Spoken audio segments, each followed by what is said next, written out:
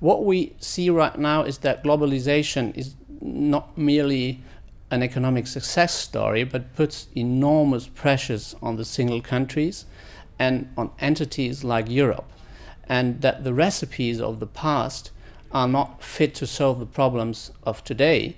And as the famous philosopher Kant once said, the necessity to act goes beyond the ability to think. We are now in a situation where we need real leadership, also in situations where we have a lack of information. So what we need is leadership instead of management. That was perhaps the success story of globalization during the last 10 to 20 years.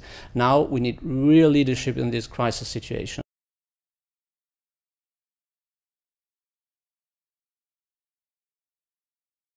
What we have right now is this large rescue umbrella for the Eurozone, but that's some kind of a medicine for the very moment. It doesn't solve the problems, the underlying problems at all.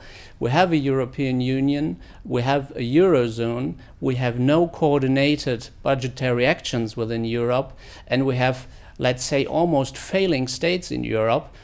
Look at the government crisis in Ireland, look at the government crisis in Italy, look at the government crisis in Belgium.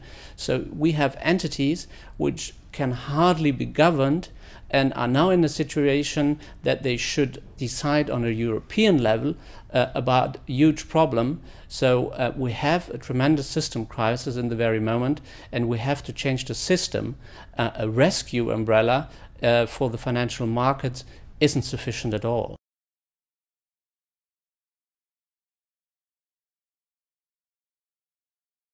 I have serious doubts whether we will have grand strategies anymore. What we see right now is that little entities are much more successful than the grand and vast and huge entities.